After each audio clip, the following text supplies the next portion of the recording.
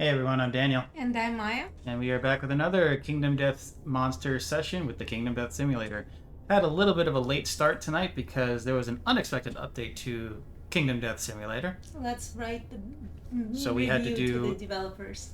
yeah, it wasn't mentioned in the launcher, so completely caught off guard. Fortunately, it didn't reset the room because that's what I was really, really worried about.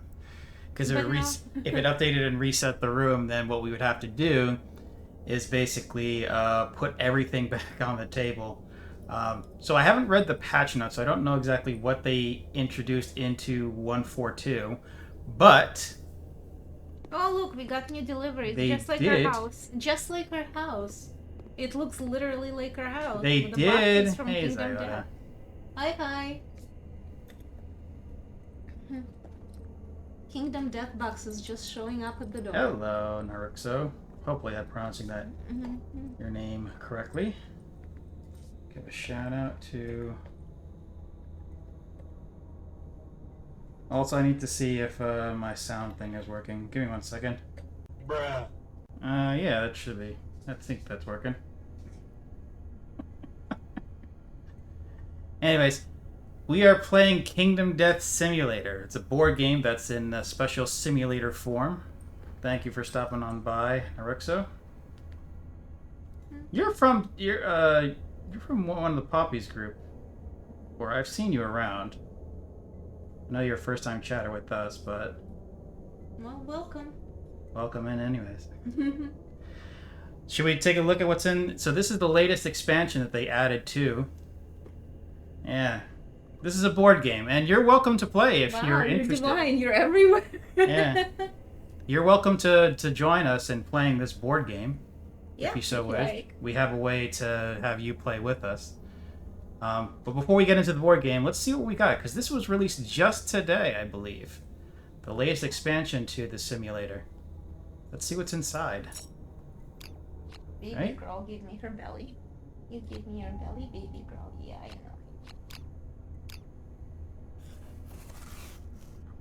He's watching? Mm-hmm. Ooh. Dragon King. Wait, do we have to fight him?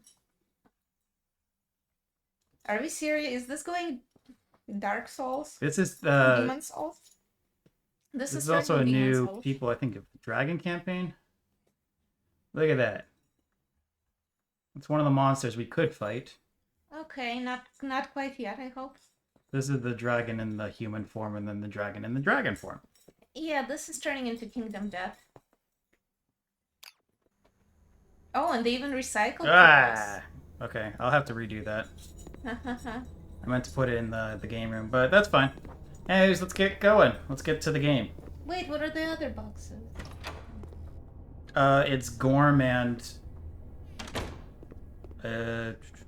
Spidicules. Is he on the shelf or where is No, it's in my inventory. I sent it to the inventory by accident, so I'd have to like pull everything out and then send it in. But it's okay. I could do that later. Okay. So, anyways, if you've not heard of this game, it's called Kingdom Death Monster. It is a survival horror tabletop campaign style board game. The idea is that it's just like a D&D campaign. It's supposed to be played over multiple sessions, right? But if you like board games and you like Dark Souls, then this is the game for you. If like I had to give a description, like combine Elden Ring, Darkest Dungeon, and Monster Hunter into one game, that's pretty much what this game is like, right? So we're in the middle of our fifth, what's called Lantern Year. Think of it like as a big turn. And the campaign itself can go up to 30 plus years in total if you're playing through the entire thing, assuming you survive, right? So we're in the middle of that. So and what if happens at the end of the 30 plus years? Well, you either, let's see here. You either survive or you don't. That's just how the game works, really. Well, because we have never survived year 1 yet, right? We're Lantern Year 5. Oh, okay. Yeah, this is Lantern Year 5. Let me see. Oh, I thought we were finishing year 1 with the what's his face? With the Butchman. It looks like, Naruxo, you do stream. Hi. And I know I've seen you around in a few chats, so also give you a shout out too. We're more than happy to shout out anyone who is a fellow streamer.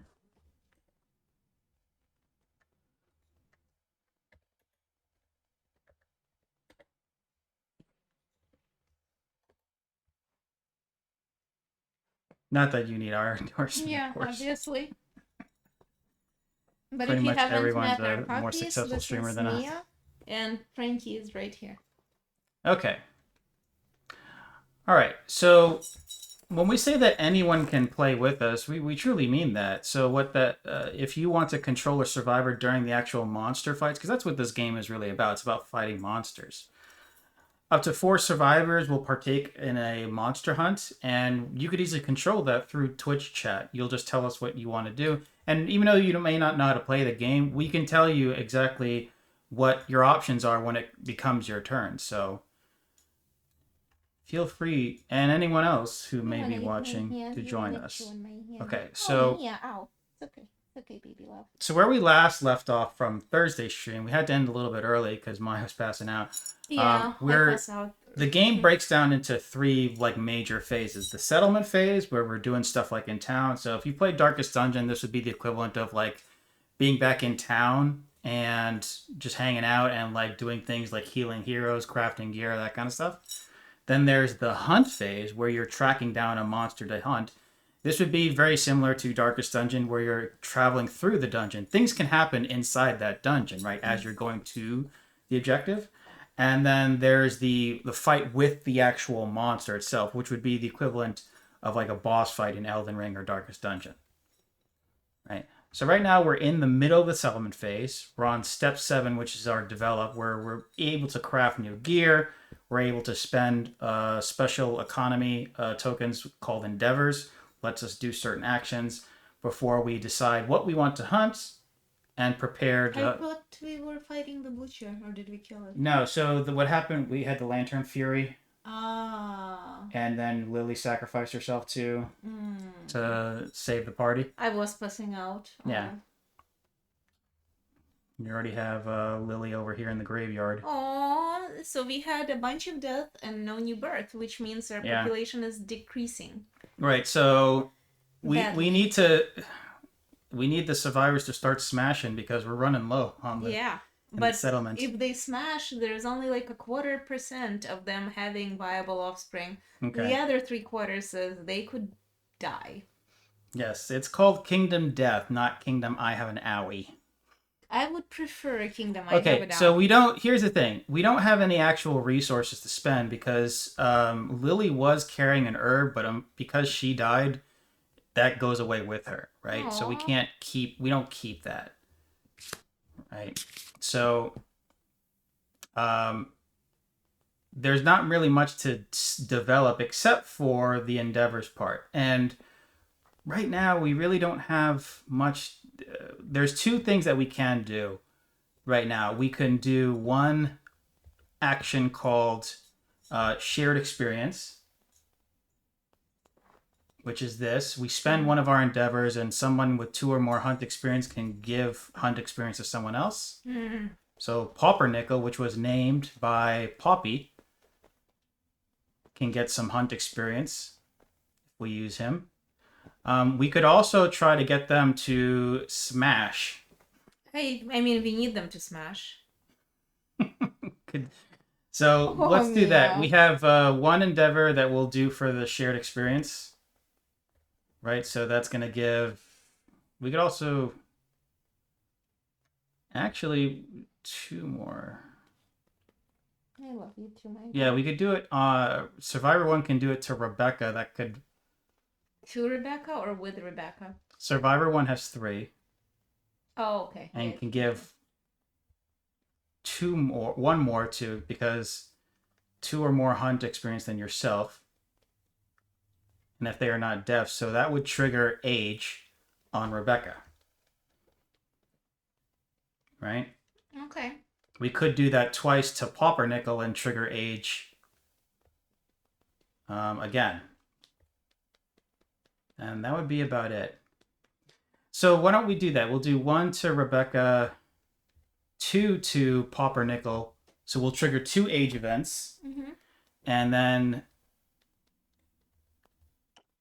we'll have 2 chances to smash.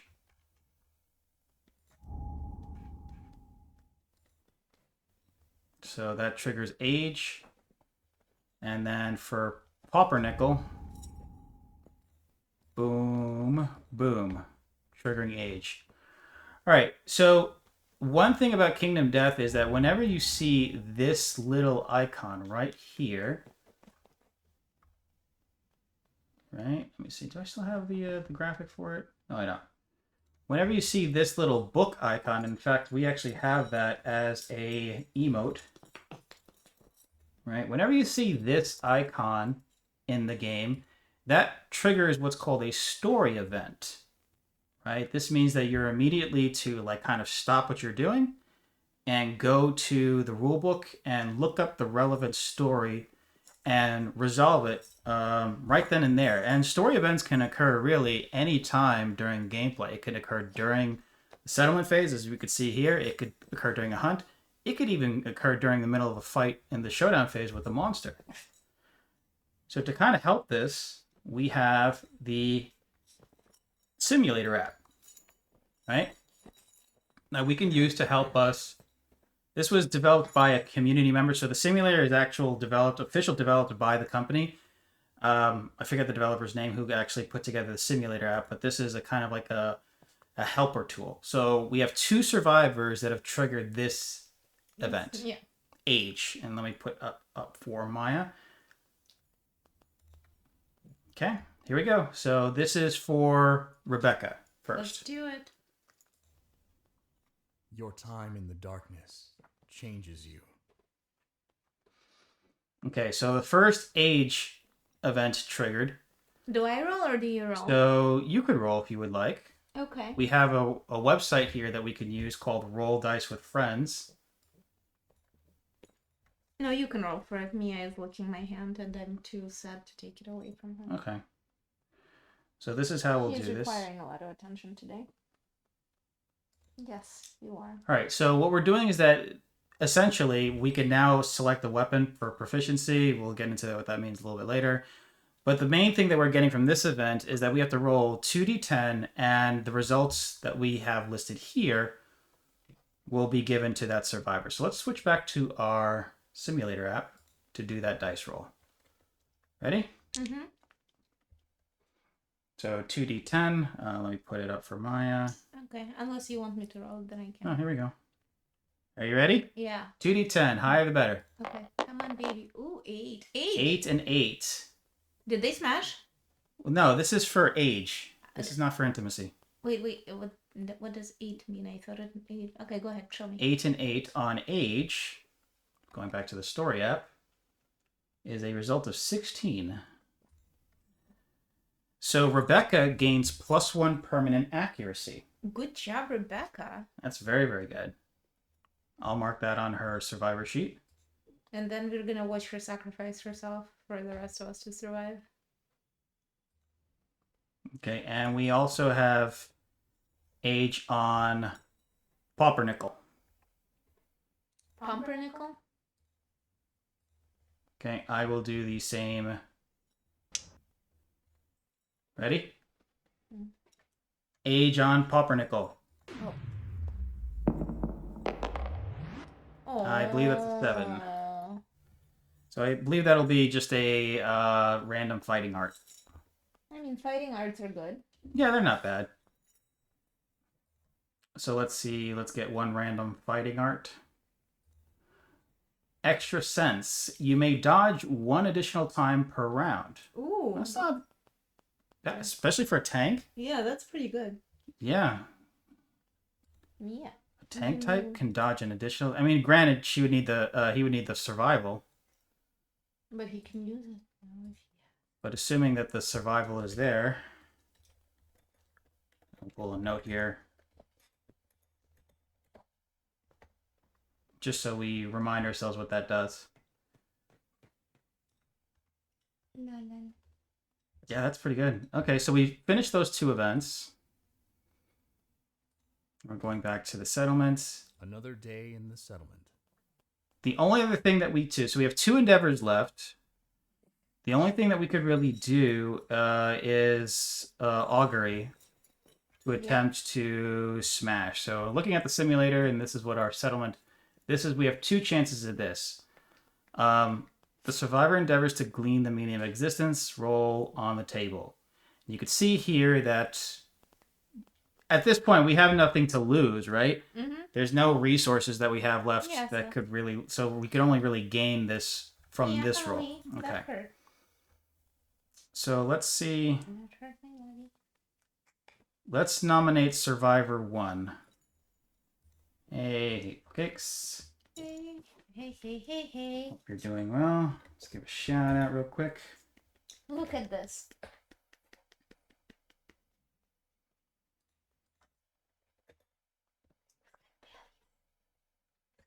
I would like you to know, Cakes, that I've implemented a sound bot to our chat, to our stream. So you can do something like this. Bruh. No, I'm not going to do that one. You could do... There you go. Oh. So just typing that into chat, you will trigger that sound. And there's also... Bruh. Bruh. Yeah, so I got it working to the point where it's just now a matter of adding additional sound effects and deciding what the trigger word or phrase is. Yeah, I put together our first bot. And the code is on GitHub, so we could show anyone how to use this themselves. Okay, so we're playing a board game. It's great. I love it. Okay, so we're doing 2. Survivor 1 is doing 1 augury, or not? Augury, right? Mm-hmm. So this is the first augury attempt. Ready? Mm-hmm.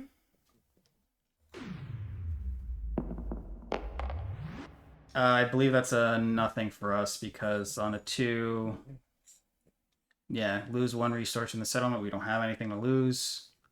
We need at least a 4 or better. That's what we need. All right. So the second and last one for this year. Ready? Mm-hmm. Second and last one. Augury. That's it. We got it. We triggered intimacy. Ooh, somebody smashing me. Yeah, we're getting 2 smasheroonies. Let's see.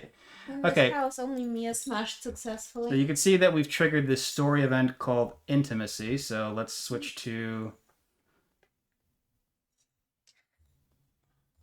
that story event to see what that looks like.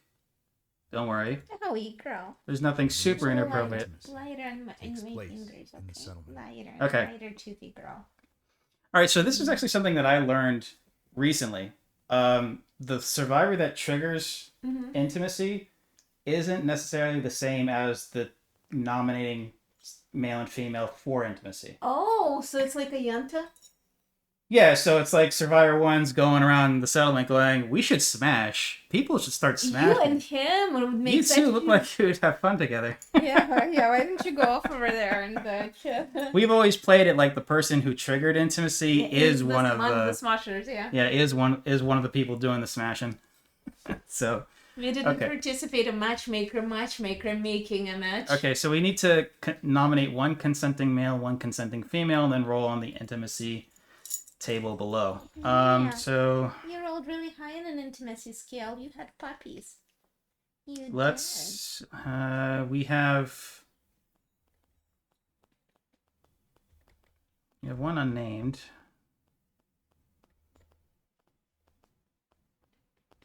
Who wants to bite mommy? Who wants to bite mommy? My baby does. My girl does. We'll have to name a new female survivor. We'll do, I believe, let's see. Come on, we need this. We'll do Darius and a new survivor, Melissa. Come on, Melissa, we need this. Come on, girl, you can do this. Okay. We're all rooting for you. All right, do you want to roll for this, or do you want me to roll for Yeah, this? I want you to roll for this. I'm gonna feel guilty. Okay. I can't. So see the as you roll. can see, I can't right. see the freaking roll. I'm sorry. Yeah, let me show you. Okay. We need, for a positive events, we need a 4 or better. So there's a 30% chance that something horrible is going to go wrong. Okay. We already failed this once with a 2. Didn't we fail it twice? No, we only failed it once so far. Okay. All right. Let's roll the dice. Here we go. Higher the better. 7. Oh, yay. I think we got it. So got it. consulting Consulting the deck of much knowledge. the story app. 7. The settlement gains +1 population. Yay. The male and female survivors share a deep bond and gain 10 survival each. Good job. Right, that's awesome. So I'll mark that down. Now, we don't have actual 10. We have a cap of 3 right now. So we'll leave it as is. Yeah, 30% chance right out of the start to... So I'll create a new character sheet for us. Okay. And because that's our very first new life, new population from intimacy, that triggers another story event called Principal New Life. And this is where principles in the game, they're like major decisions that the settlement has to make continuing forward. It's like, so when survivor dies, what do you do with the body? When a new person is born, what do you do with the new person? So this is the next story event. Must decide how to raise the young. Okay, so we have 2 options here. Principal, new life. Okay, so there's without mercy and with affection. Each are going to have their own pros and cons. Without mercy is kind of a very Spartan way of raising the children. They are a little bit stronger as a result. They are a little bit more dodgy as a result. And every survivor moving forward will have a 1 free reroll per lifetime. What does that mean? Meaning that if they get a severe head injury, they roll a 1. That's Spartan. They could re-roll that. So that's the survival of the fittest. That's survival of the fittest.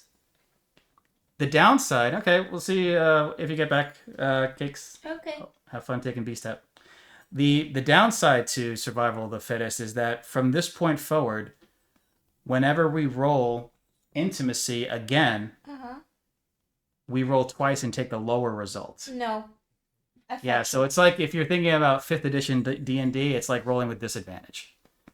Okay, so that's survival of the fittest. You do get stronger survivors, but the chances of you succeeding future intimacy events are much less. But you get to escape a potential death once. Right. Okay. The other is protect the young. So there is no benefit other than from this point forward, whenever you're rolling on the intimacy, you roll twice and you could pick one result specifically. So the opposite of it would be, this would be like rolling with advantage. So much more likely to trigger a positive result. I'm going to go with protect the young. Yeah. So it looks like we're doing protect the young. I'll mark that on the settlement.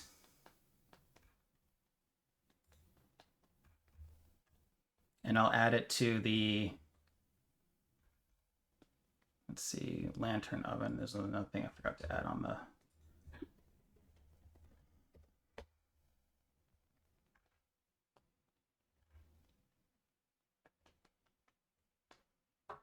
Me, a lovely girl, crutchy little girl, bitey little girl. okay, so that's that. Dirty little girl. So really, at this point, there's not much else that we can do. We've spent all of our endeavors. We don't have any other things that we could use to craft or create gear. So we're moving on to the next step, which is prepare departing survivors. Another day in the Who wants to settlement. bite mommy's nose? Okay, so what we'll do is that we'll remove all of the gear, and I'll do this in the simulator app. Frankie's passed out. Oh, he had a big day. We had his teeth deep cleaned today, and the way they do it is that they knock him out for that procedure, because Yeah. typically dogs tend to not stand still Yeah. when they're having their teeth cleaned. And they're not gonna like them sticking stuff in their Yeah, mouths. so they put him, just knock him out and do the procedure, and that's it. All right, I'm also cleaning up the... Yeah, he passed out. He's fast. He is asleep. So he might be suffering. Suffering? He's might be a little bit still stoned a little. Yeah. Yeah? What do you think? Do you think your brother's stoned? Okay, so He's snoozing. I'm preparing everyone for things to come. Removing all of that gear. Bitey little girl. Okay, we also have to decide what we want to hunt. We have our options at this time are white lion and screaming antelope. I would go with white lion, frankly. Just because we haven't had. We have a much number of white success. lion gear, and okay. Yeah, we haven't had much success with the antelope, and The antelope can heal. That's the other big problem compared to the white lion. can heal. Can heal. Yeah. The white lion cannot heal. At least level 1, I believe, cannot. I don't know about level 2 and 3. Yeah.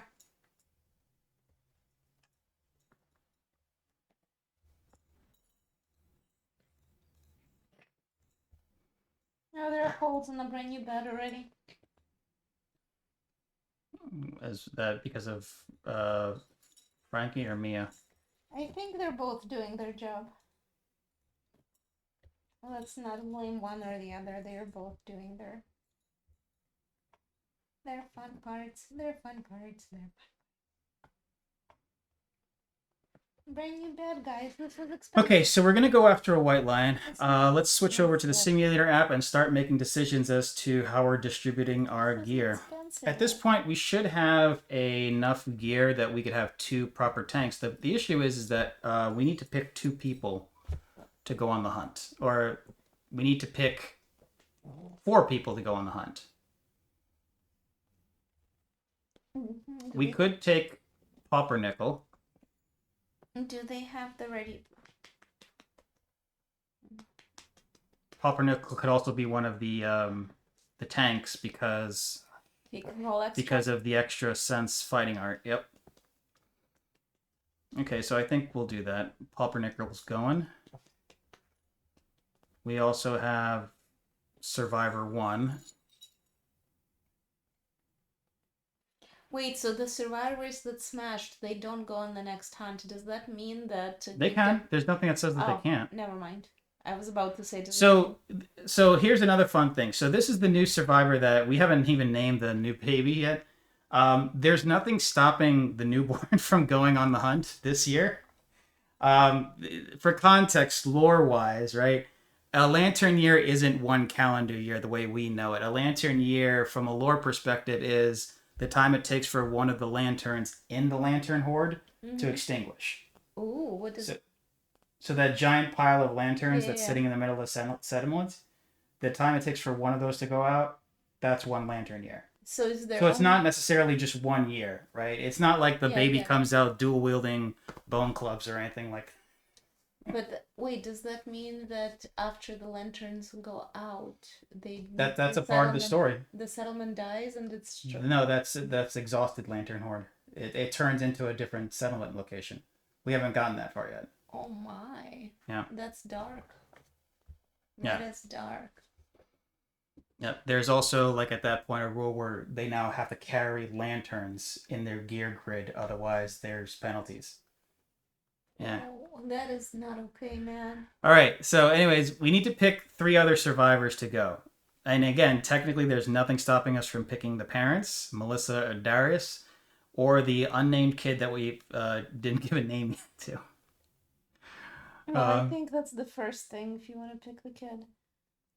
No, we the kid's young, so let's go with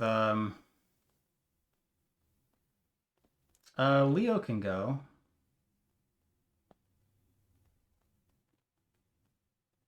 What was anxiety again? Forget. Oh yeah. Oh, So are the lanterns what keeps them that settlement more or less safe? Yes. Oh wow. The giant pile of lanterns is what keeps the settlement safe from the bigger horrors in the game. So Andrea can go again.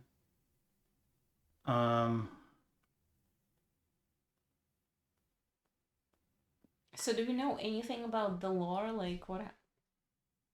Or no? We know a little bit. We can have Bobo go.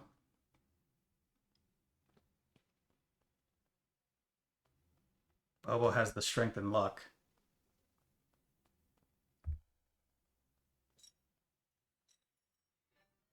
It's a Gracie raid. Look at all of you people. Gracie tonight was working on Zyoda's VTuber, and then she played a little bit of Fortnite. But welcome in, everybody, and hello to you, Gracie. Thank you so much for the raid. Hi, Gracie. My little boy, he is so out of... Oh, you got another dub? Gracie School of Marksmanship is on point. Soon to be, in a few years, Doctorate Gracie School of Marksmanship. Okay. In celebration of your dub, this is our reaction. Bruh. It's our sound bot. And for you, Wanderer, there you go. Aww. It's on a cooldown. You can't do it that fast. You gotta wait like 15 seconds. Oh, God. Don't worry, just wait like a few seconds and then like you'll be able to do it again. I love you so much, honey. I love you. We added it because we thought it was... I added it because I thought it was funny. Yeah. Anyways, we're playing a board game. Anyone who else wants to join with us and play, more than welcome to. You don't have to know how to play. We'll guide you through every step of the way. We are fighting monsters in this game, let me tell you. Right? We'll give you control of a... There you go, see? I also made it so like I could actually like prevent certain people from using it. Like if some ding dong ends up abusing it too much. I'm looking at you, Wanderer, right now. It's your second attempt at trying to use it. Yeah. We'll eventually make other bots too. Like I was gonna make a text-to-speech bot. I know like there are other bots out there that can currently do that right now, but I'd rather write it myself. Okay. So we were deciding on Bobo Poppernickel, which was named by Poppy. He's going on the hunt. Bobo's going on the hunt. We're going to do Andrea and Leo. So what level are we lion are we hunting? We are still doing level 1. We are not ready for a level 2 white lion. Yes, I agree. That's what I was concerned about. I'd like for everybody to come back, if possible. Well, if you're interested, I could actually help you set it up yourself. The way this bot is designed is that you actually register the bot yourself. In fact, I will give you...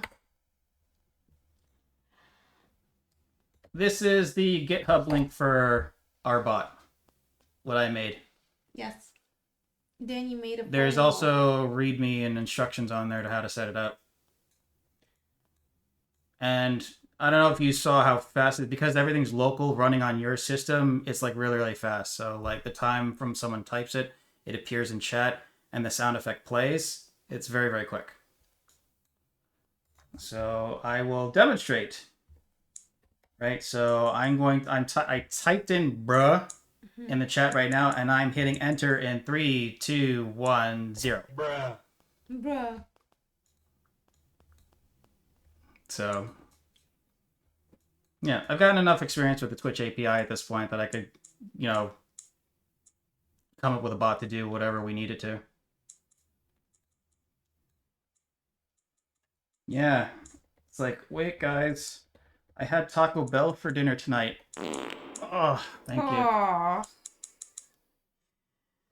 You did not have Taco Bell, but what you had was equally as bad. We did pig out today. Okay, we're getting distracted. All right, so it's about time we got our 4 survivors ready up for the hunt.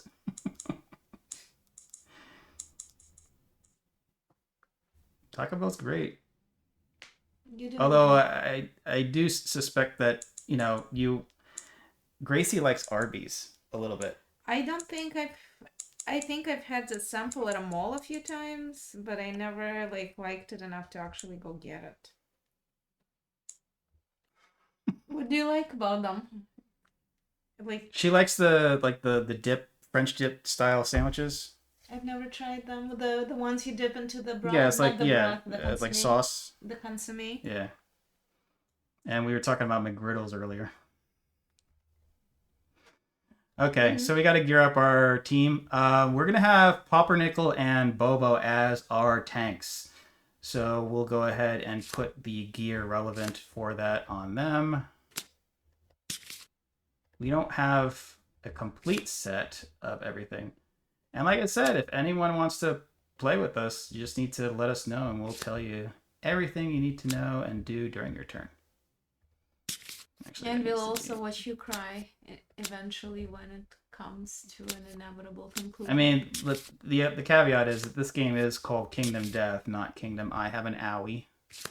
Kingdom I Have a Boo Boo. It's a little bit glitched. Yeah. Okay. No, Bobo's not getting a spear. Bobo's fist and tooth. Yeah. No, so Pumpernickel's getting a spear. Is Bobo getting frenzy? That would I mean, I think it would complement his martial arts. It would. The problem is that frenzy, you can't use survival if you're frenzied, Okay. which is a bit of an issue. What was Mighty Strike again? Oops. On a perfect hit, gain 2 strength until the end of attack. I remember that. What does that mean on a Lantern 10 on the hit? Okay, so you just have the +2 strength just for this one hit. Yeah, so we'll do Survivor 2. Who has accuracy? Andrea doesn't. It still has the speed penalty, so Andrea will be our archer.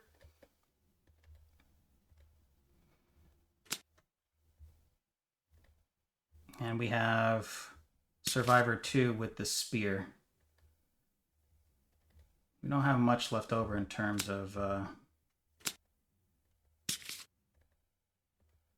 gear. We'll do it this way, the same way we did before. We still have to hunt more white lions in order to get the... Let's see, waste. So that's it. And then Frenzy, Drink, and Founding Stone. The other guys don't. Oh, they have pants. Okay. Yeah, so we have a Founding Stone and Frenzy to give to someone. The tank shouldn't have Frenzy because they need the survival to dodge. So I guess I can't see her name, but Andrea, the archer with Frenzy. What does Frenzy do? It's speed and strength. Okay. But you can't use fighting arts. You can't use survival. What about the one above? So Survivor 2 right now is just the spear, the cloth, the loincloth, and the Founding Stone. Okay. All right. So maybe Andrea. Yeah. Okay. I think that's everything. All right. That should be everything. We'll end the settlement phase. Prepare departing survivors for a level 1 white lion. All right. Mm-hmm. Let me update the character sheets for these guys. So we increased survival. This is glitched. It is See very that? glitched, yeah. Okay. Yeah, that's kind of cool. It's not really cool in the sense that it shouldn't happen. Let me put it like that. More. This way. Okay. All right, so we have 2222 all across the board. Oh, it's happening again. Pauper Nickel does not have any insanity. That might be a bit of an issue. Well, maybe we can do something to annoy her until she loses it a few times. And 1 evasion, so we'll put T1 for the temporary from the monster grease. Same thing with Pauper.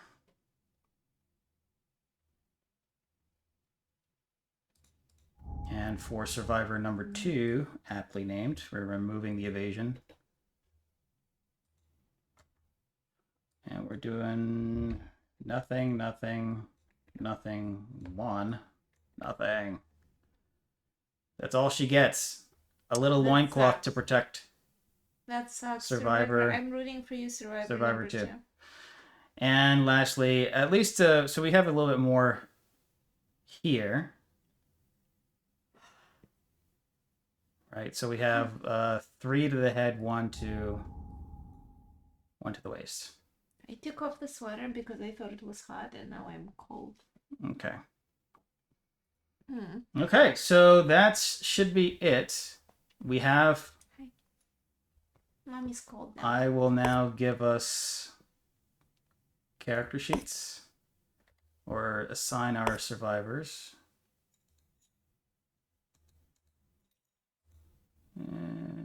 Yeah, so this is Survivor 2. We need... Got Andrea. And we have Bobo. Bobo. Bobo's like our monk, man. All right. Man. So what we are doing now is that we are now moving to what's called the hunt phase. So we basically finished everything up that we needed to do in town, and we are now moving to what's called the hunt phase. In this phase, we decide to pick a target. Let's make sure that the music is on for this. Another day in the settlement. Okay. The hunt begins. All right, you ready? Mm-hmm. So we're starting with a level 1. It was just a random Bobo. Gracie, how we picked his name. If you have suggestions for new names for survivors, you are more than welcome to contribute. Right? Yep. All right. So the way this works is that we've basically picked a monster to go after, right? And this is the hunt phase. We start on the very left corner or left side of this board, and every turn the party's going to move 1 step. Beast would like to be a survivor. Well, okay. Pick a survivor. Who do you like? We will have you control one of the survivors then, right? Yeah. Yeah. Pick a survivor. You can pick one and control it. We'll tell you all that you need to know if you want to play with us. But for the hunt phase, every time we take a turn, we move 1 space forward. There's an event that's going to happen. We have to resolve the event in full before we can continue on towards the monster. The monster is currently sitting, the white lion, right on this space. So once we reach it, or it reaches us, that begins what's called the showdown phase, and that's when we actually begin the fight. Okay? All right, so every event, we're going to need to nominate somebody to be the event revealer. So one of the survivors, we'll start off with survivor number 2. Survivor number 2 is going to be the event revealer. Ready? Okay. Okay, here we go. Prowling lion. While the survivors stalk the white lion, the monster hunts elsewhere. Move the white lion 1 space away from the survivors on the hunt board in pursuit of its prey. The white lion starts with the showdown with ground fighting in play. That's not good. No, it's not. That is not good at all. Okay, so the monster moves back. We've never triggered Overwhelming Darkness, so we'll see what happens there. Oh, that would be scary. Alright, so we can't... I think that was the only event. We didn't have to roll again. Until the next. Alright, so that's resolved it. The next one, Survivor 1 is event revealer again. Lion in heat. The darkness is filled with the unearthly screeching and yowling. Huddled together, the survivors cannot close their eyes, but cannot sleep. All survivors suffer 1 brain event damage. That's not good. We're not having good luck, huh? No. Because that's for Pumpernickel, unfortunately. That is the only... Pumpernickel has no insanity, so... So Andrea also took a hit to the brain. Yeah. Survivor 1 again is the event revealer. It's a random. Ready for the random? Yeah.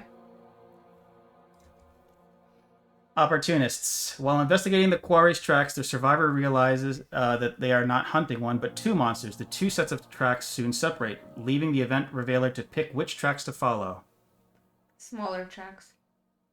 You want smaller tracks? Which tracks do you want? If anyone has a suggestion, I am a coward. I would say smaller tracks too. Yeah, these guys are no joke. Oh! What? What just happened? Start the showdown immediately. At the start of the showdown, the monster suffers 5 wounds. If the survivors are victorious, they gain half the basic resources and half the monster resources rounded up from rewards in the aftermath. Okay. So it's a half-dead lion. It's a partially messed up lion. But the half of the resources is... Yeah, that hurts. That hurts half the basic resources, half the monster resources if we win. Yeah. All right. Let's do it. But it starts with ground fighting in play too. Okay. Are you ready? So this what is does the... ground fighting do again? You'll see. Okay. There's no guarantee. 5 wounds is nice, but that's still... The monster could easily fuck us up, really. Yeah. All right, here we go. There once was a beast that wanted to feel how soft its fur was.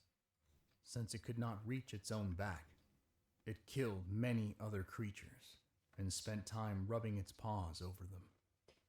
They say that when the monster finally killed a human, it fell in love with their soft hair, and its paws grew into a pair of fine human hands. Okay. So... when we set up a fight in Monster Hunter, in Monster, we are playing Monster Hunter now, That's where I got confused. For this particular fight, the survivors will set up exactly 6 squares away from the monster, and that's in cardinal directions. There's no diagonal here. Right. There's weirder monsters in this game, Gracie. Some of them are quite disgusting. Let's see, 1, 2, 3, 4, 5, 6. Yeah. Do you own their minis now? We own a bunch of the minis for the game. Okay, so just jumping to, you could kind of see like in the story app, the setup, what looks like this. In the simulator, it looks like this, right? Now, anywhere that's exactly 6 squares away is where they could set up. Now, there are some special things in effect here. These terrains, we could actually use those in conjunction while fighting the white lion. In this case, the grass gives us some defense capabilities. We could hide in the grass. Or what we can do is use it to help make the monster's attack less likely to hit, which is the big benefit there. Okay?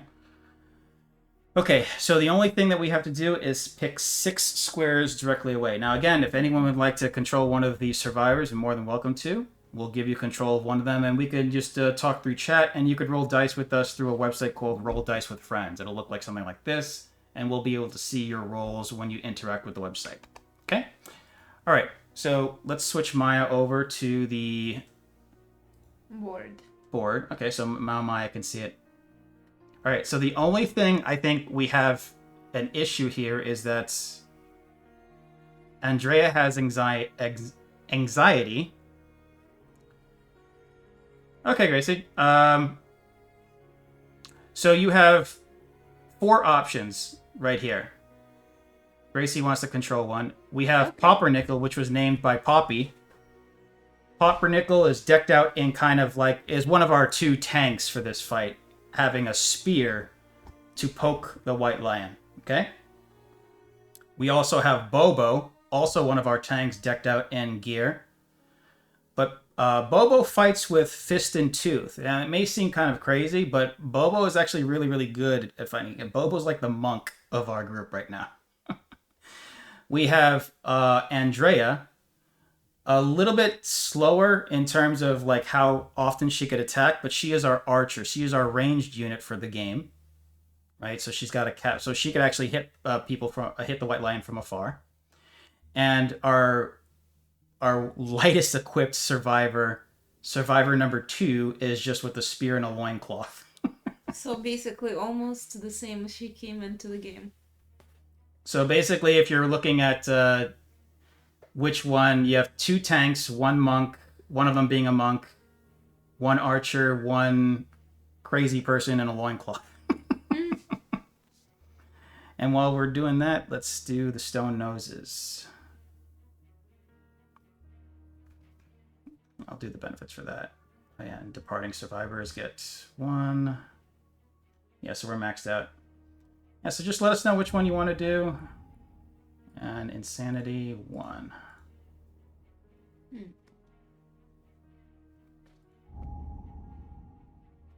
Yeah, you could change the name. Maya gave the name survivor number 2 because it was the second survivor and I didn't want to she didn't feel like naming. Jimothy. Jimothy. Okay. And we'll give you that spear proficiency too, since you're doing something. Okay, so your model is going to look like this. This is your model right here. That's Jimothy. Look at Jimothy. Right? Okay. All right, so overall, we'll explain everything. So it's going to be the monster's turn first, and then the survivor's turn. And when it comes to our turn, I'll explain everything that you can do with this mini. Okay, but the first thing we need to do, and we'll help you set up with this, is that we need to be exactly 6 squares away. So 1, 2, 3, 4, 5, 6. There's only going to be 1 person that's going to be able to be in the. So 6. So let's make it Andrea. And the reason why, because she has priority. So Jimothy, exactly 6. The white lion is going to attack Andrea first. So standing here, anywhere is really acceptable. Let's do Popper Nickel there, Bobo there. Okay. All right. Mm-hmm. Okay, so I am ready. If you're ready. I am ready. Okay. Let us.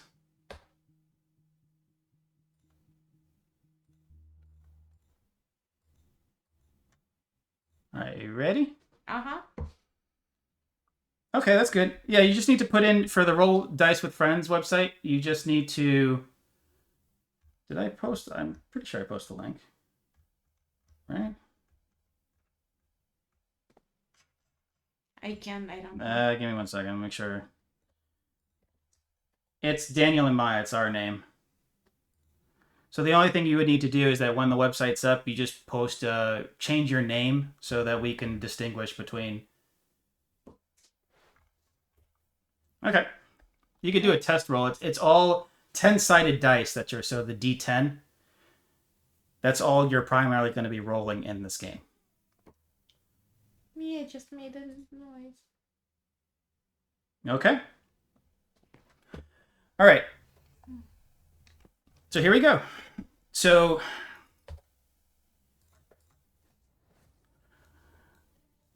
all right.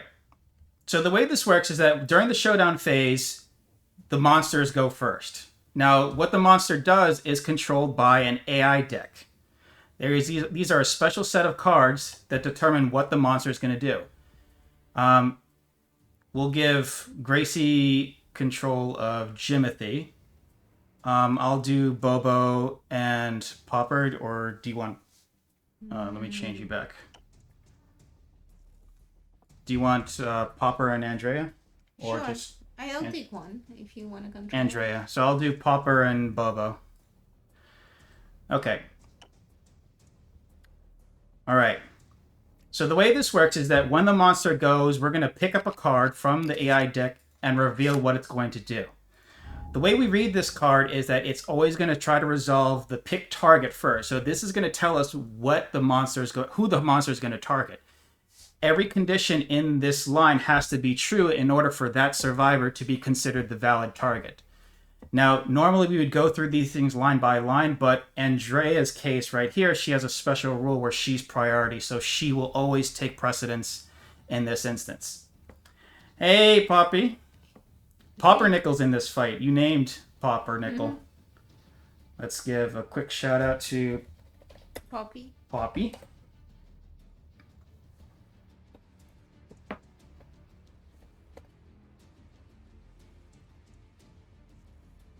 Yeah, Poppernickel's all decked out in our tank gear. All right. So now that we've picked our target, since Andrea is absolutely getting targeted, the monster is then going to move and attack. It's going to first move up to 6 squares to get to the survivor it picked. It's going to roll 1 dice, that's the speed.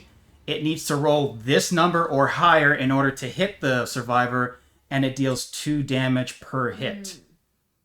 And it's going to have a special effect after hitting and after causing damage. So in this case, Andrea's here. The white lion will move 6 squares. 1, 2, 3, 4, 5. That's valid. It's going to turn and face and try to swing at Andrea. Speed 1 means that it rolls 1 dice. It needs to roll a 2 or better on a 10-sided dice in order to hit Andrea. Andrea is standing in tall grass, so that does change it a little bit. What we need to do is that the white lion needs to roll a 4 or better in order to hit Andrea. Right, she doesn't have any evasion. All right, so on the 4 or better, Andrea gets hit. Ooh, a 2. The white lion misses the attack. That's great. Okay, so the white lion goes. The survivors go. And because it didn't hit, nothing else happens. After damage, doesn't trigger. Okay. So when it's the survivor's turn, the survivors can go in any order. Every survivor will get a move and an activation that they could use to... Move is used for moving, duh. Activation is often used to activate the weapon that you're holding. Okay? So let's say Jimothy is right here. Okay? If we look at what Jimothy's carrying, we could see here that Jimothy has the spear. Now the way this reads, it's going to read kind of similar to what the white lion's attack profile reads. The top number is speed, so you'll roll 2 dice when you activate this weapon, and you need to roll a 6 or better in order to hit the white lion. Okay? But it's your choice. You could move first and attack, or attack and move first. The nice thing about the spear is that you can poke from 2 squares away. So you don't have to move if you don't want to. In fact, what you could do is that you could poke the white lion from here and then move into the grass for some safety. Or if you are feeling a little bit adventurous, if you move directly behind the white lion, you'll have a slightly easier chance to hit the white lion. The choice is yours. You could attack from here and then move into the grass for safety. Or be a little bit brave, move behind the white lion and attack. You don't want to move. Okay. All right. So the way this works is that you're going to roll 2 dice on that website. So you're going to roll 2d10. You need to roll 6s or higher in order to hit.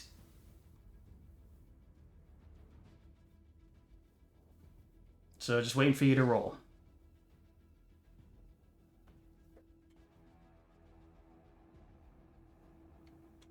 All right. Oh.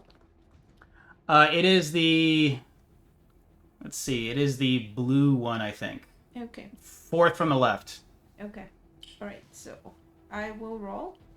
No, not you, Gracie. Okay. Ooh. So no, 5 and a 1. Unfortunately, yeah, you did it. We see it.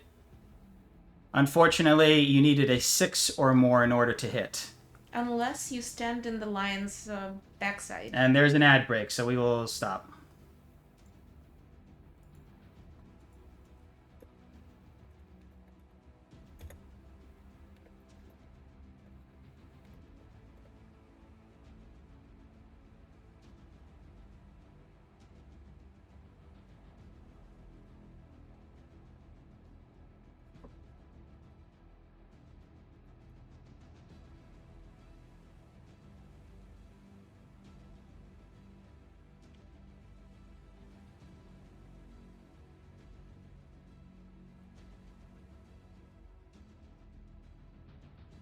Okay, you're back. Yay. Yeah, we're gonna see a lot of misses in this game. Okay. Yeah. All right, Maya, would you like to? You're controlling Andrea. Andrea. Okay, I will. Okay, Andrea has the cat gut bow and claw head arrow. You could activate it. I will activate it. Do I have to be this close, or could I be a little bit further? To use the cat gut bow, it's cumbersome, so you have to use both. What do you mean? You have to use the move and activation. It's cumbersome. So I can't move. All right. No. Okay. Disappointing. So you claw head arrow, or are you using the bow? Claw head arrow. Okay.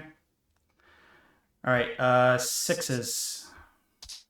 Just one roll. 1. 1 to 10. Ooh. Perfect 10. You didn't change your name, but perfect 10. Okay. Maya got a hit, and so she basically used this, right? She managed to hit with this. This could only be used once. So if she missed with this, then it's done. We can't use it again. But that's actually really, really good because it makes it easier for us to hit the white lion from now on because we applied a slight penalty to the white lion. Oh, wait, it had... What? I forgot it started with ground fighting in play. Oh, mother. Crap. Yeah. Let me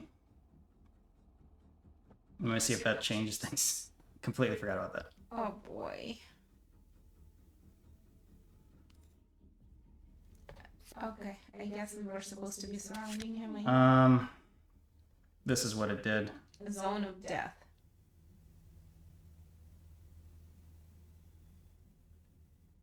Ooh. So I just prefer... Let's... Because we were all supposed to do 5 wounds, too. Just 5 random ones, take it out. Yeah, I'll do it. I forgot about the 5 wounds part. Okay.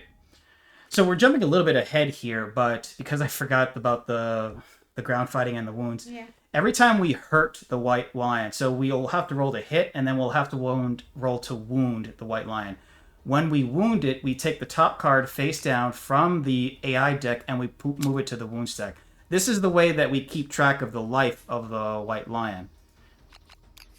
Now, because of that special event, we're removing 5 right off the bat. What this does is that each AI card is a move, so in a way, the white lion is also losing moves as we continue to hurt it. Now, some of those moves can be really, really dangerous, too, so it's also good that we're doing this ahead of time to make sure that its more powerful moves are not able to be used. Okay, so you're basically done. Wait, okay. Because you're cumbersome. You have to use the move and activation. Don't they have to roll for damage? You did hit, so let's see what location you did hit. So Maya did cause a hit. When we hit the monster, we have to determine what part of the monster that we hit, and that's what this hit location deck represents, right? So we'll draw a card per hit.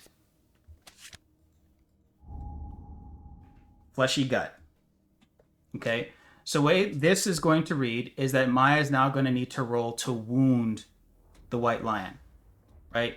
Now, the way this reads in particular, this R symbol is a reaction, meaning that if we fail to wound the white lion on this roll, the white lion is going to do whatever the text is listed here. In this case, it's going to turn around and swat Maya in the face. Okay, so let's see here. Toughness 8. It's a 6 strength. Maya needs a 2 or Actually, a 2 or better, yeah. Technically 1. Okay, let's... I think you will wound it. Critical hit. First time. She got a natural 10 again. So a natural 10 is a critical hit. Critical wound. Cancel reactions on this card. So not only did we cause a wound, we caused a critical wound. That's another wound that goes to the wound stack. And we got special effects. Gain 1 random basic resource and gain 3 insanity. I'm Good getting job, a vomit mod mask. A vomit mask. Which is really good because you need insanity. You're at 0 and you already took a point of brain damage. And 1 random basic resource. I'll give you a number. What number do you want me to give you? Give me a random number. 5. 1, 2, 3, 4, 5. Perfect tide. No, I was hoping for a Well, it's perfect, so... Okay, so that's just one of us that have gone. Okay, so good job on that. Great but roll. Doesn't ground fighting mean he's gonna attack us now? Well, we completely forgot about it, so we'll just ignore it. Yay! Kind of like a little bit of a boon to us. Yay! It wouldn't have really worked anyways, because technically ground fighting would have been canceled out by the wounds that got caused to it at the beginning of the fight. Also, we have spears and on bows. Ground fighting only applies to adjacent. It stops when you wound it. So it would have been pretty much been negated. Anyways, so we still have Pumpernickel and Bobo that still need to go. So I'll help control them. All right, Pumpernickel, what do? You're a tank. Oh, my baby. Okay, Bobo's going to go 1, 2, 3, 4, 5, 4. And Bobo, is going to attack.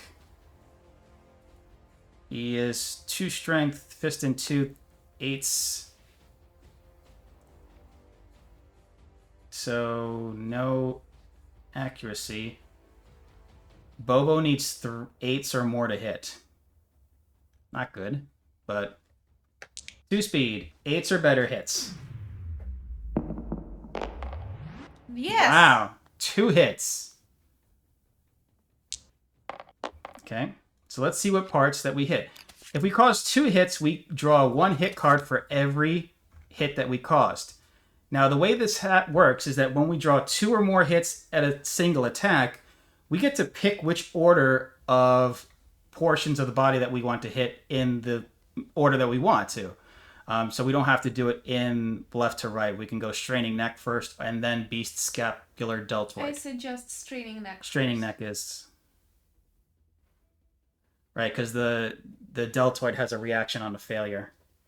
And that reaction is gonna and it's gonna move on the reaction. And knock me down and take Okay. Okay, Bobo has a strength of 2. Toughness, let's see, 8 to 6s. Needs 6s to wound. But with luck, because you have Monster Claw style. Mm-hmm. Did I roll a 10? No, I didn't roll a 10. On Monster Claw style, 6s to wound, 7s to crit. 6s to wound, 7 or higher crits. No way. We are burning this dude. No way. So that's a crit. Roll 1d10 on the table Crushed below. windpipe. Crushed windpipe Ooh. is a possible result. So no reaction. If this is another 10, this is for the results of the straining neck crit. At 2, yeah. Failure. It's paralyzed. The monster is knocked down. I thought we had a perfect 10. That was a crit. Oh, okay. All right. So that would have been very, very rare to get the crushed windpipe, but Bobo's punch was so strong, boop, knocked it down. Bobo still also has The deltoid, 2, right? Same deal. On 6s, this wounds. On 7, it crits. 7 plus it crits. So it did not wound. Now, normally, because Bobo failed to wound the White Lion would do this. It would full move monster forward in a straight line, cancel all hits out of range. Any survivors passed over suffer a grab. So they would take damage, and the White Lion would move away. But because the White Lion got knocked down, all reactions are canceled.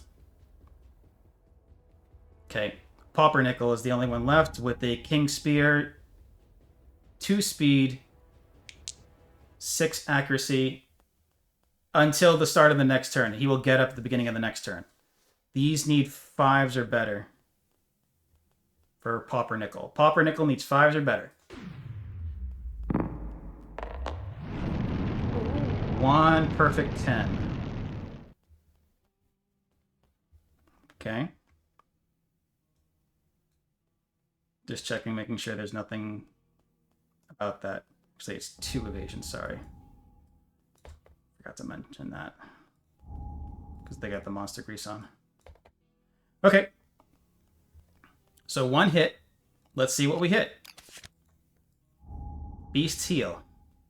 So no reaction. That's good. Okay. 6s, or 3 strength. It's an 8 toughness. Needs a 5 or better to wound. Right? No strength modifier. Pauper needs a 5 to wound. Ready? 6. It's another 9. wound. This is not going well for the White Lion.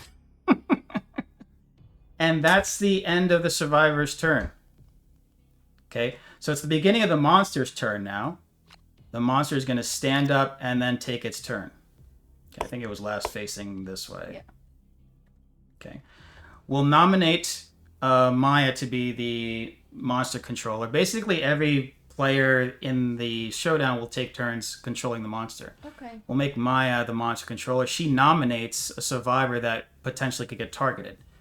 If the nominated survivor does get targeted with pick target, they get some insanity, which is like brain defense. So we all need it. So I'll Well, nominate. you can only nominate your survivor. Yeah. In this case, Andrea. I will nominate Andrea. Okay, which is likely to be the case because Andrea's right the there. Closest, yeah. All right. So are we ready for the next card? Yeah. The White Lion will lick wounds. If the monster has no wounds in the wound stack, shit, let me redo this. If the monster has no wounds in the wound stack, discard lick wounds and draw AI. Full move the monster away from all survivors. Turn to face the closest survivor and heal 1. Oh. Return lick wounds to the top of the monster's AI deck. So this is kind of dangerous now. Okay, I need to hit, don't I? Okay, 1, 2, 3, 4, 5, 6. 1 more. Why am I not rolling to hit?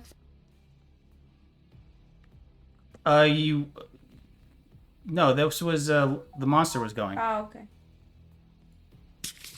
And then, unfortunately, lick wounds goes back on the top. So you could see here, its next turn, it's going to lick wounds again. So, this is a bit of a problem. How much is my range? 6, you're out of range. Shit. So the only one with reach, Jimothy can reach 2. Okay. If we don't cause another wound, he's going to keep doing it over and over and over That's again until he's good. fully healed. So that's the monster's turn. It's now the survivor's turn. Okay, so we have to cause a wound here. Right. So, Jimothy, you have a movement of 5. That means you could move up to 5 squares. So, 1, 2, 3, 4, 5. That's the closest you can get. You do have a range of 2, so you would be able to poke pretty safely from this spot. Because if it reacts, it can't actually do anything to you with movement. Okay. So the way it's going to work. No, you don't have enough movement to get directly behind him. This is as far. You started here. and you can only move up to 5. You can't move diagonally. Typically, yes, if you're directly behind the monster, this is known as the monster's blind spot. Yes, from this spot you can reach. You have a reach of 2. Normally for anyone else who doesn't have like a spear, they would have to be like directly adjacent like this. Normally if you're in what's called the blind spot, which is directly behind it, you do get a little bonus to hit. So based off of this, you'll need 5s or better to hit. It does have a little bit of a penalty. No, 6s, sorry. So you need to roll 2 d10s on that Roll with Friends app. And you need 6s or better. Dallas Dice Roller. Oh, no, you changed it. You did cause 1 hit. 2 and a 9. Okay, so let's see what part of the monster you hit. Maya. Yeah. Okay. Oh boy, we better kick its ass. You skewered something. You hit the monster right in the ding-dong. Okay. It has a toughness of 9, strength of 3. You need a 6 or better to wound the monster. If you roll a 10, you get a critical wound, and something really, really funny and sad happens at the same time. We need one more roll. What's it gonna be? What's it gonna be? Yep. You roll 1, yes. You roll 1 d10 for this. 8, okay. Good job. You did good. So you did wound the monster, which is good because you also got rid of that lick wounds ability. But the funny part is that if you manage to get a crit, as you can tell, you gain the white lion.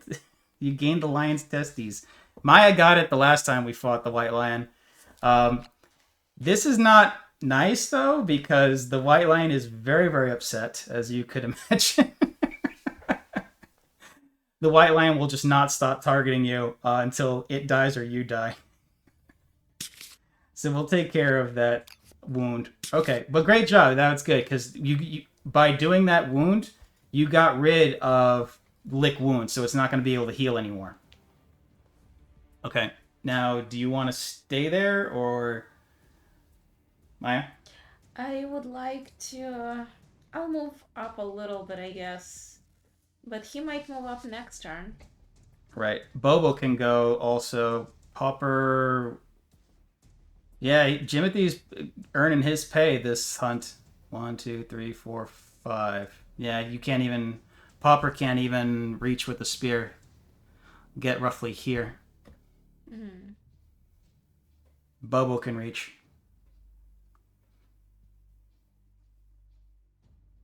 So what do you want to do? I will, I guess, have to move on. How much do I need to just be close to 5? 1. You move up 1, you're in range, assuming it stays put. So you probably want to do maybe 3 or 4? Yeah, let's do 3 or 4. Let's do 3 so up 1, and 2, 1 to the 3. side. Okay, so like that. Yeah, am I in range? Yeah, you have a range of 6 with your bow. Okay. Right? But the thing with the bow that she's using is it has a special trait called cumbersome, meaning that she has to spend her move and activation in order to use the bow. So she can't move at all with that weapon. Some two-handed weapons are like that too. Like a bone club, it's just so massive that you can't move and swing at the same time. Okay. Popper will 1, 2, 3, 4, 5. Now I know that there's some parts of the game that don't really make much sense because we are like in the middle of the campaign, but it's fine. We'll explain as much as we possibly can. Popper will use the ability on the head, rawhide head, which is we could reveal the top 2 AI cards. Nice. Oh, that's it. Yay! That's 3 it. hits. 3 hits. And we could put them back on top of the AI deck in any order we want. So these are the last 2 moves that the White Lion can do. So typically where we would use this ability is if like it had lick wounds, we would want to move it into the number 2 position to prevent it from doing it the next turn. Um,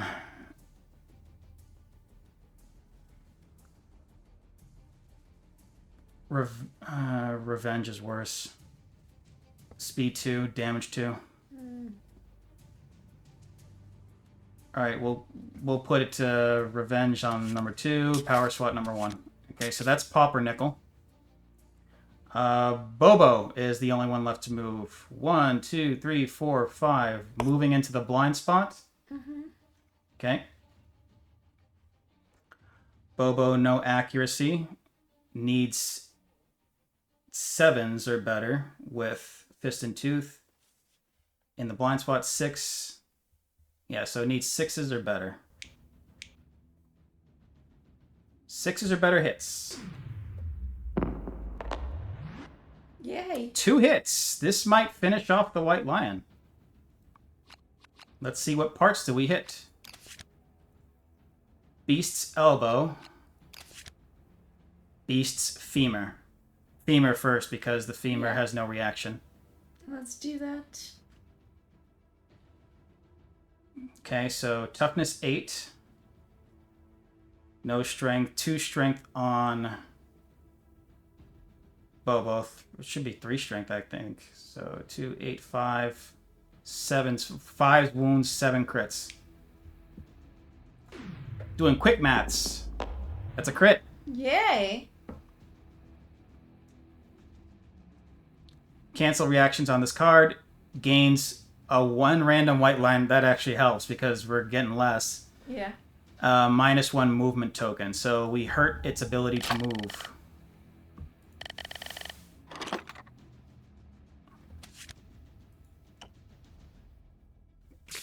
Give me a number between 1 and 10. Or 1 and 4. 20.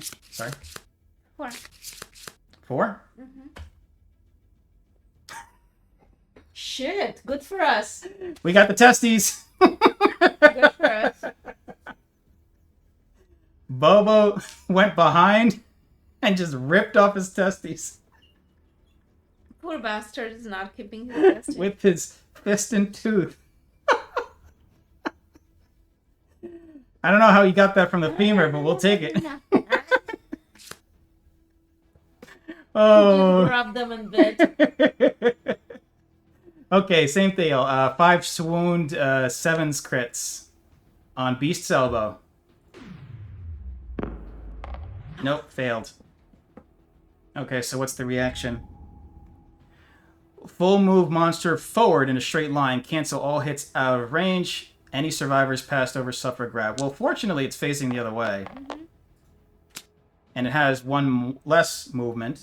So movement of 5. 1, 2, 3, 4, 5. So fortunately, nobody got hurt, though. That's the good thing. Yeah. Okay.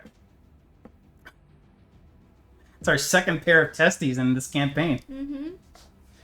Okay, so it is the White Lion's turn. Gracie will be the monster controller for this. So you'll typically, whenever you're the monster controller, you'll want to nominate your survivor. And if your survivor gets targeted with something, you'll get extra brain defense. So we'll nominate Jimothy.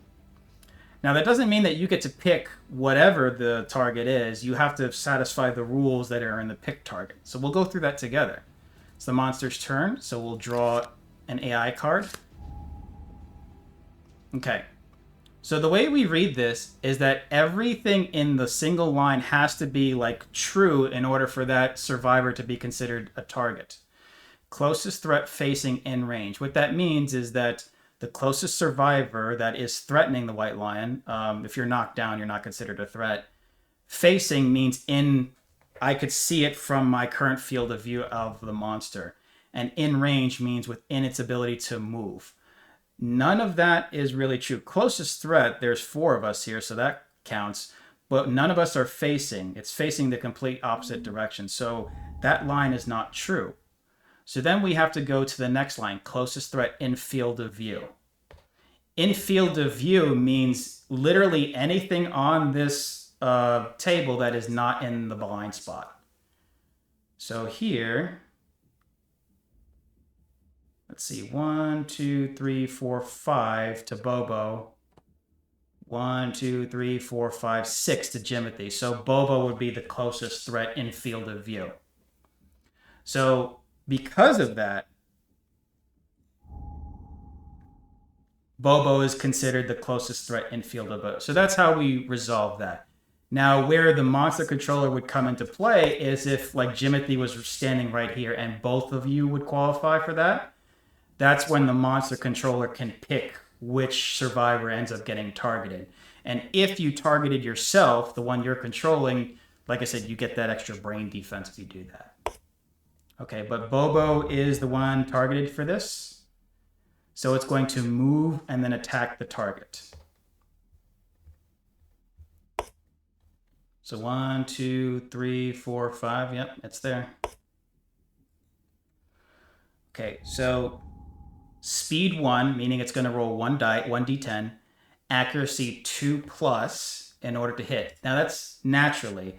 This is before all the modifiers come into play. It has to have a -1 accuracy token, so right off the bat, it's 3+. Because of the gear that Bobo is wearing, it's going to be a 5+ to hit. So the White Lion needs 5 or more to hit. That's a 3. The White Lion completely missed. Nice. Yeah, there's going to be fights like this where it's like almost flawless, and other fights that are just horrendously ugly. So there's not much that the White Lion can do. It didn't hit Bobo, so nothing else resolves right there. It is now the survivor's turn. So now that the survivors are going, right? He clearly did not attend the Gracie School of Marksmanship. That's what he needs to do. So, all right. We need to cause 1, 2, 3 more wounds. If we do 3 more wounds to this White Lion, we kill it. So no pressure. Now, Jimothy, if Jimothy wants to move behind the White Lion, if Jimothy goes like this and moves directly behind, you'll get an extra +1 to that roll to hit. So whereas before, Jimothy might need a 6 or better, Jimothy would now need a 5 or better in order to hit the White Lion. Okay. So we'll do that. We'll use that website again. You'll roll 2 dice. And you'll need to roll a 5 or better in order to hit. Oh. The website does not like you. 1 and 3. So no hits. That's fine. Maya, would you like to go? Yes, I would. Now, Maya can use her bow. Right? I'm rolling. Ooh! Would you... Okay, she rolled a natural 10. Okay. So, well, what I was going to say was that you could use the slower version for the accuracy, but you rolled a 10, so... I know, this is like the most 10s we've ever gotten in the game. It must be the viewers. I think the viewers, so many viewers, has given us extra luck this session. All right, so you hit. Let's see what you hit. Beast's Paw. Okay, so this one you definitely want to wound. Okay. This might go poorly. Yes. So let's figure out. You can't use the claw head arrow. You have a 3 strength 4. Toughness 8. You need 4s or better to wound. Okay. Yay! Ooh, okay, so you got it. So that's good. You wounded it. Awesome. We'll have Bobo go next. 1, 2, 3, 4, 5.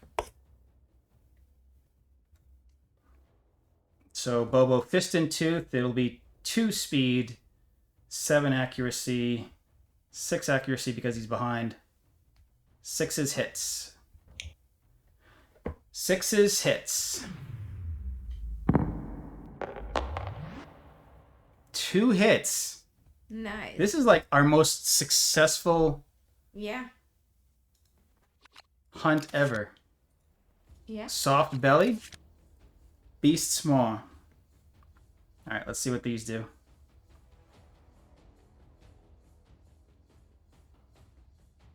soft belly is going to be first, because there's no reaction on the soft belly.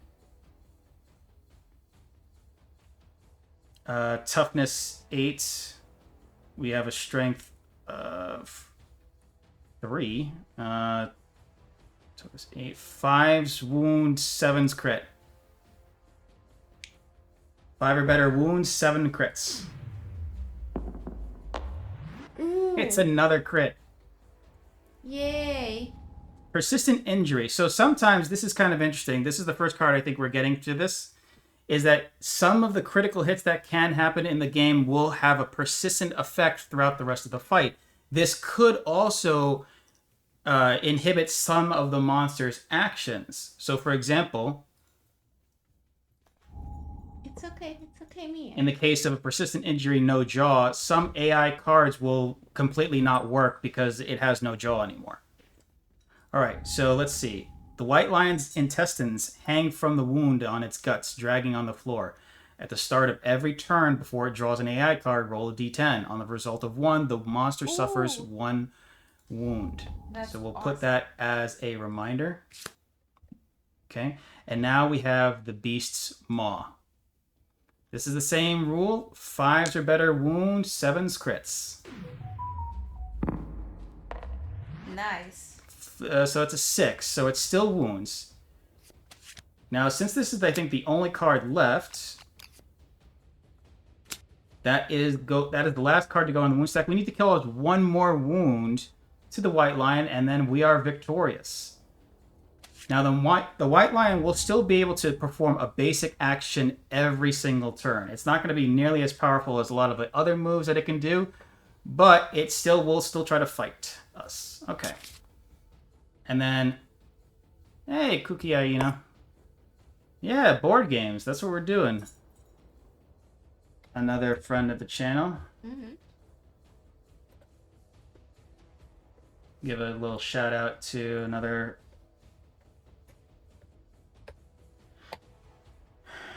Cookie. Now, you'll have to share this with Dragon later on, but I made a sound bot. I think she would enjoy this, but check out what you could do with our chat. You can type, and it plays a sound. There you go. You could share that with Dragon. I'm pretty sure she'll like that. Anyways, it's on a cooldown. You can't do it that fast. You'll have to wait like another 8 seconds. I have it on a 15-second cooldown. I could change the cooldown because I made the bot.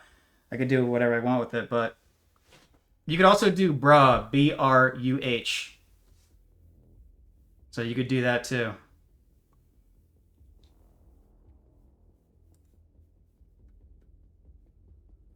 Bruh.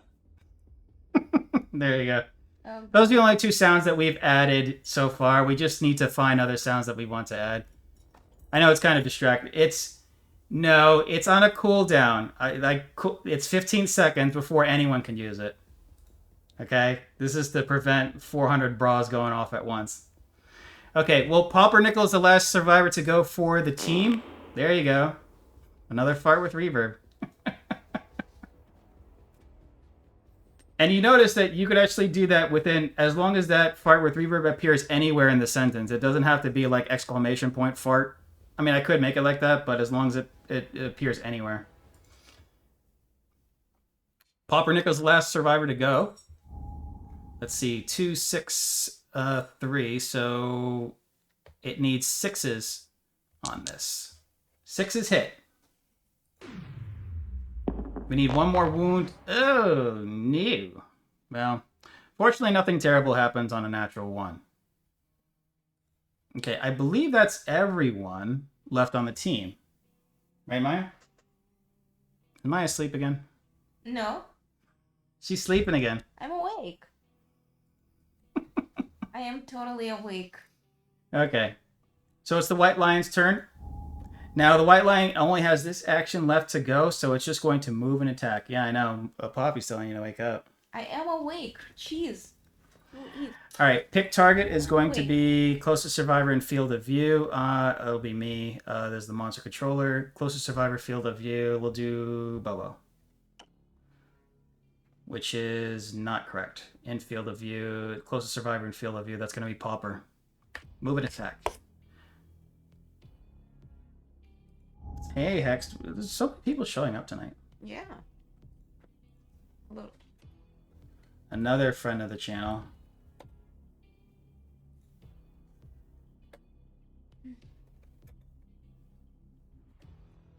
This is like the most people we've ever had all year. Mm-hmm.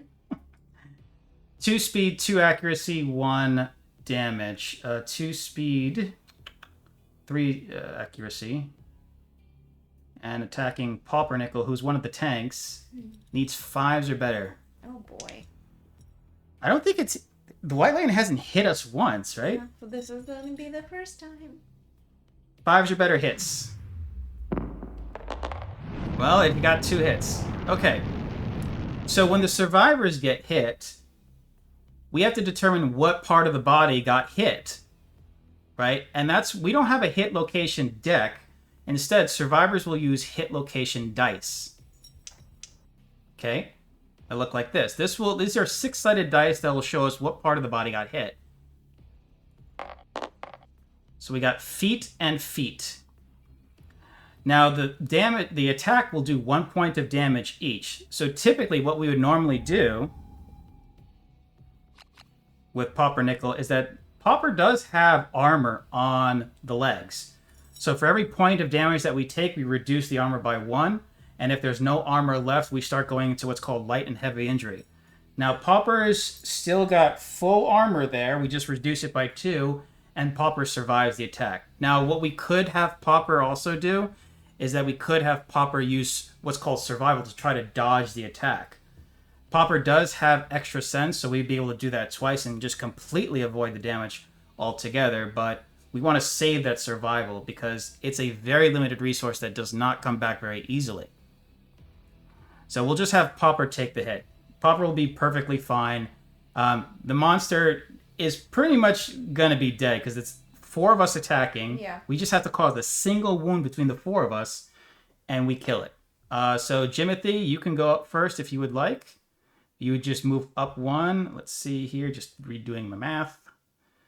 6s, 5s, or better would hit if you move behind. If you stand where you are and attack, that'd be 6s or better. Let us know if you are there. Okay, so you're going behind. Okay. You need 5s or better on the app in order to hit. You're rolling twice. You got 1 hit. That's good. Beast's Ear. The White Lion jumps back. Okay, so this is a reaction on a failure. Meaning that if you fail to wound the White Lion on this, it's going to do that action. So with the strength modifier of 3, nothing else, you would need a 5 or better in order to wound it. If you fail to wound, it's going to react. 5s or better.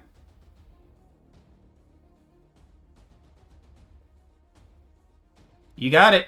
And that's it. That's the last wound. The White Lion is dead. Yay! I'm just gonna lay down for a sec. Jimothy delivered the killing blow to the White Lion. Good job. That was good. That was probably one of our most successful hunts ever. I mean, we did get a huge advantage by it losing like 5 wounds right out of the start of the fight. But that was amazing. I've never seen so many 10s rolled in a single fight. Okay, so we've finished that. Yeah, Jimothy is MVP. Although, we have to give honorable mention to the testicle ripper, Bobo. Because he managed to rip off them pairs. So we have 2 sets of lion testes that we've collected in this campaign. Okay. Okay, so what happens now, right? So we've killed the White Lion, right? We'll go back to the story app to like see what the aftermath is. So you could see here with Maya passed out on the side camera. I am wide awake. That we have the aftermath. So this is what happens, like we won the fight, and it also tells you what happens if like all the survivors were killed, right? The settlement will continue on even if there's like a total party wipe. It's about the settlement surviving towards the end of the campaign, not necessarily the survivors in the single fight. Okay, so everyone will get some hunt experience, weapon level proficiency. I'll mark that off on the character sheets. Jimothy gets some hunt and weapon proficiency. Go Jimothy. Same thing with Poppernickel. Poppernickel, we didn't give you, but we definitely picked Spear. That's what you're using. Bobo. Fist and Tooth. And Andrea, we didn't suffer a single, like... Oh, no, we did. Sorry, we did. We'll give Bo. Okay. So the other thing we do is that we get some rewards. Now, unfortunately, as opposed to the level 1 rewards where we get 4 basic resources, 4 white line resources, which we will use to craft more gear for us. There you go. That's the sound the white lion made as it was dying. Because it did lose its nuts during the fight. And then as the nuts were grabbed by Bobo, it said this. Bruh. I'm having too much fun with this. Unfortunately, we only get 2, let's say, of each instead of the 4 that are listed. Now, I gotta see something real here, real quick. Give me one moment. Okay, I think that's what yeah. Okay.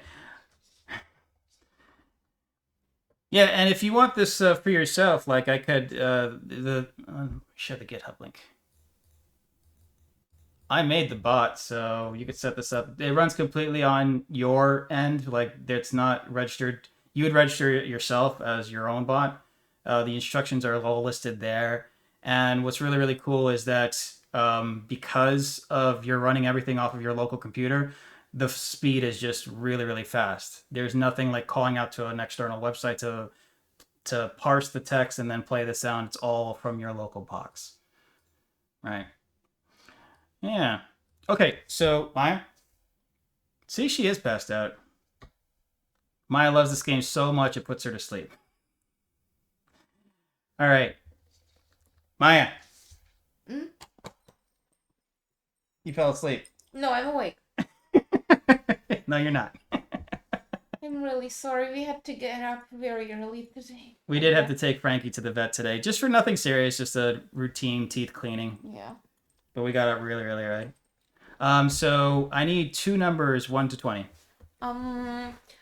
We'll be wrapping up soon here. 2 and 3. 2 and 3. Okay, so 2 and 3. We only get half of the normal resources because of what happened during the event. And then same thing, 2 numbers. 1 to 20. 6 and 4. 6 and 4. 1, 2, 3, 4, 5, 6. 2.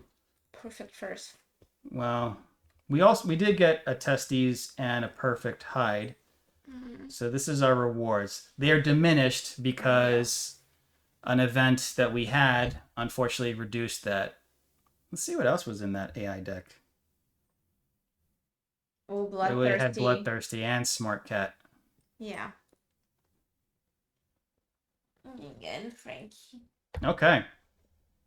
So that is the end of the Lantern Year 5. What that does is that we transition into Lantern Year 6. Let's do the story event and the settlement event. Okay. And then we'll wrap it up. Okay. Okay, so we're beginning Lantern Year 6. Mm-hmm. We'll do a random settlement event of the settlement phase. Mm-hmm. And then a story event, which we've never seen before, called Armored Strangers. Oh, boy. Okay, so let me quickly set that up. Survivors return. So we have anything for returning survivors?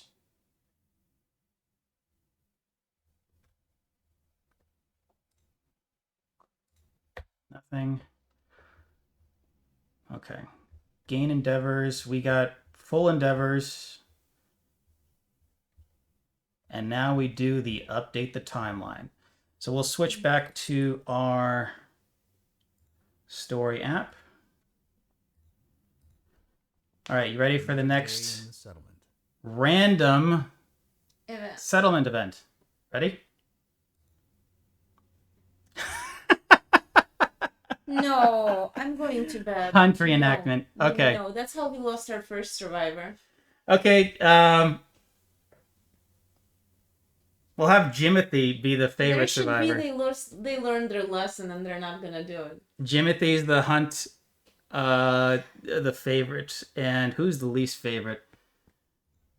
Let's get somebody who hasn't been named yet. We could, well, no, Jimothy may, well, we'll have Jimothy as the favorite because Jimothy did do the killing blow. And we'll have the newly named, unnamed survivor, sorry. We'll call her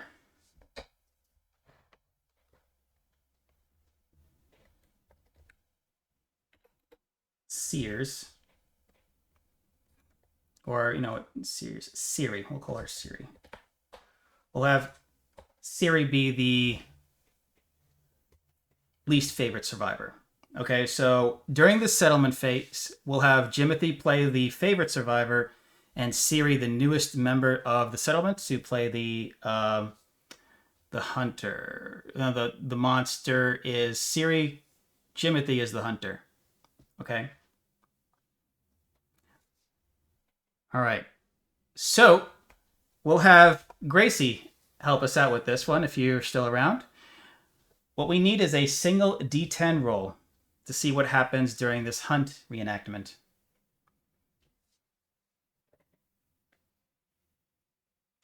Four. Okay. So fortunately, Jimothy's okay. Well, possibly. Is the monster a nemesis monster? No. The monster falls, silencing the crowd with a sickening crack. The survivor nominated to be the monster dies. Poor Jimothy. Oh. Wait, no, least favorite. So the new kid, Siri, dies. Oh no. The survivor nominated to the hunter sets their insanity to 0. Oh boy. No. Well, Siri, the newest member of the tribe, is now dead. Jimothy, because this is called Kingdom Death Monster, this is not called Kingdom Death Have a Nice Time. This makes me feel bad. Jimothy, how could you? Yeah, Jimothy, how could you?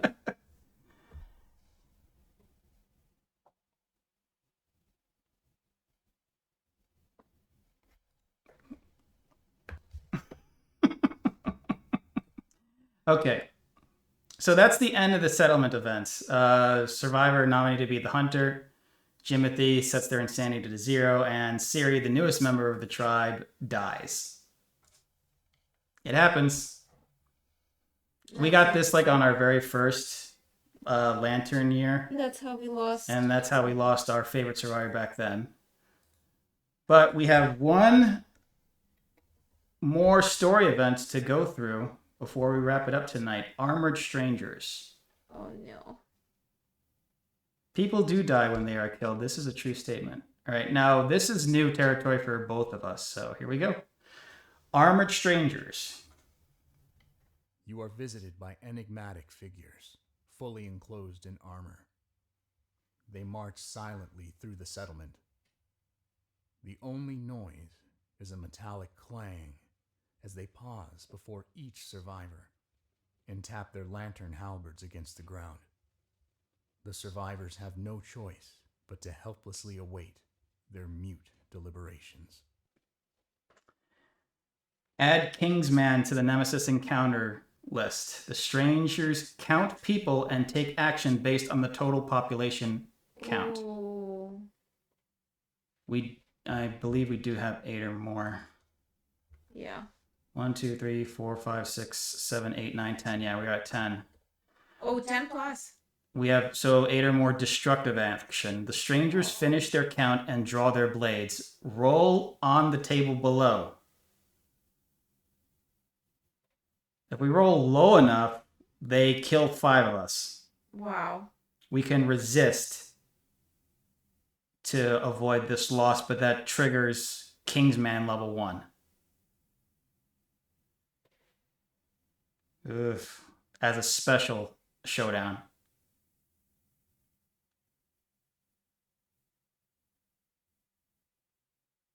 All right. Do you want to roll? Okay. All right. Okay. This is for destructive action. 1d10. 5. The bravest survivors are rounded up. Select the survivor with the highest courage. In the case of a tie, select all and execute them. You may resist to avoid this loss. I vote for resist. Who is the highest courage survivor? I don't think we have courage, do we? Survivor 1 has 2.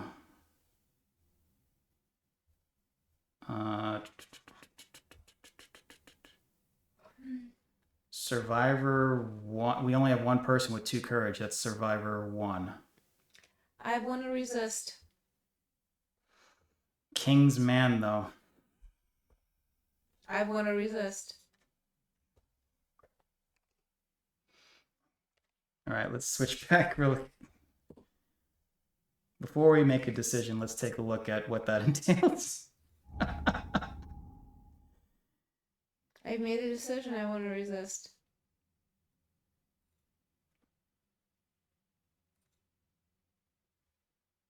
The man. Okay, so it looks like we were possibly resisting.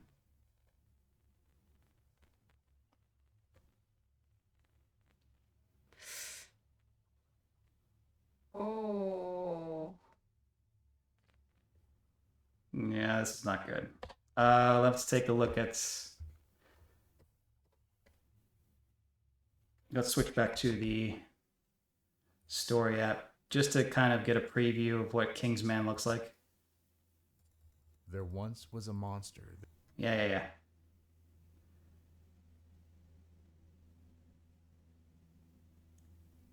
Oh god. Toughness 12, level 1. Fuck. It has 5. We just lost 2 survivors after coming back successful from a perfect... This is bullshit.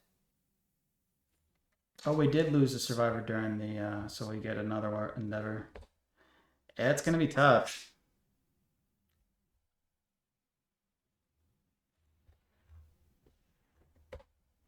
Fine, I won't resist. So, I'm going to look up something real quick. Mm-hmm.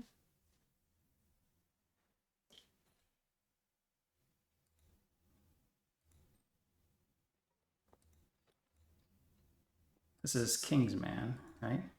Mm-hmm. King's Man level 1.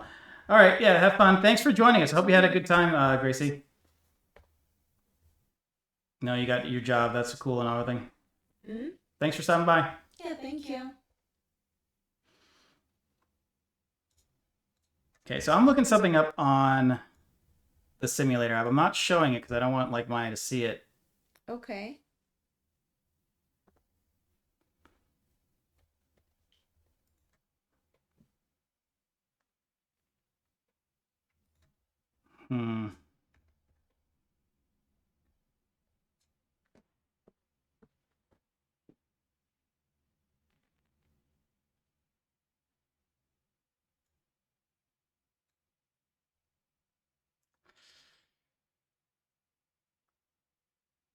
Ouchie.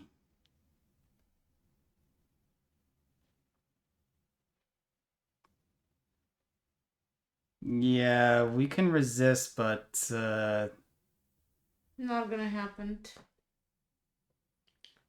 Mathematically improbable. it's gonna be really, really tough. It's gonna be harder than Butcher. Forget it. Forget it, because we could lose 4 more players now.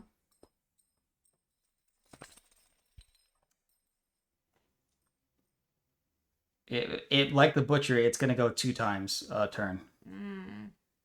And it has special traits. I mean, that looks like what I've experienced during the last week. Ugh. So Survivor 1 would be lost if we don't.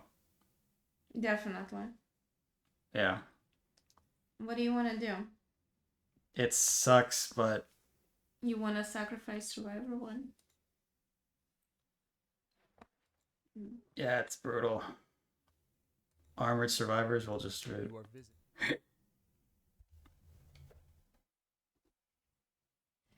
And that's the event. See, because, okay, so here's the thing, though. Because this is also a special showdown, it occurs directly after we depart. Yeah. And we're still, we go back in the same settlement phase, and then we still have to hunt that year. Oh. So it's this, it would be Kingsman level 1, and then we have to go fight a white lion after that. Fine. Poor bastard. Poor Survivor 1. If you had a better MAME, maybe we would have... No. Okay. Well, that's it for tonight. So the person who has spoken dies. Yeah, we'll have to update the death count next. So we sacrificed Survivor 1 to them.